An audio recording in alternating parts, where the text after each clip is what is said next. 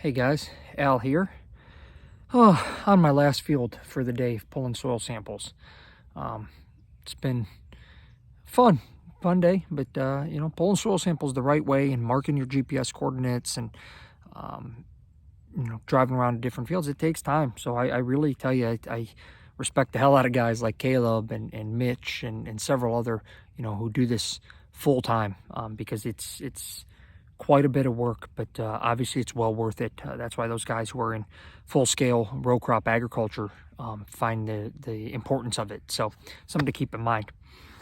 What I wanted to highlight is, so this is sorghum. As you can see, there's not a whole lot left of these stalks, a little bit. You can see some scattered behind me. So we have that in our nitro boost. And sometimes people say like, well, why? Why don't we just do a legume?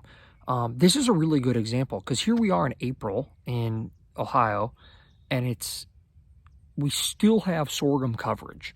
So that slowly broke down. Now, most of the nitro boost residue was gone, which is a good thing because we have the carbon load growing up. I mean, I will post another video, but I can see clover and ryegrain and vetches. Most of your brassicas are not. I mean, unless you have tons of food or don't have a real high deer density. We just simply get ate out of house and home on our brassicas by this time of the year comes. Obviously, they're great during deer season. But whether you're using this for a deer food plot or just nutrient cycling in a pasture or whatnot, you're going to have this left over. So you had those other crops in your nitro boost that broke down, and those nutrients had to go somewhere. So they go into the soil, and they get assimilated by all of the crops that are in carbon load.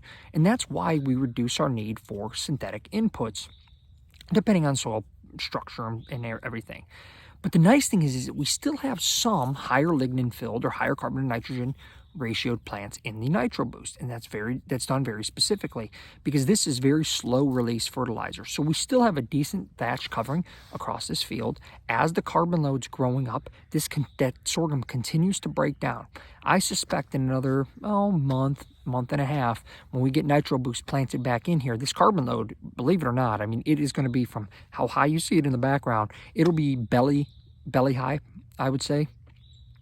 That'll all get terminated and will be a really nice thatch cover for that nitro boost to grow up in. And that's going to help to break down that previous thatch that we just put down. It's also going to help to break down the existing sorghum thatch that's already there. So when you have really good biology and good systems that are functioning well, you don't have to till in your sorghum or even corn stalks or whatever it might be, because the biology is literally breaking it down. If I didn't have good biology in this soil or a good system balancing the carbon and nitrogen ratios, I would still have tons of sorghum stalks that were super, super dense and not breaking down at all. That's not the case. Those sorghum stalks have not even been there.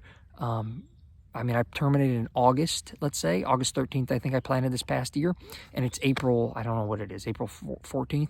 So only a few months, and they're really breaking down rapidly, and that's all because of our friends, the microbes. So a little bit of information, guys, on how that nutrient cycling works. Thanks for following along. Thanks for the support, and check us out, vitalizeseed.com. Get outside, enjoy the outdoors, and be safe.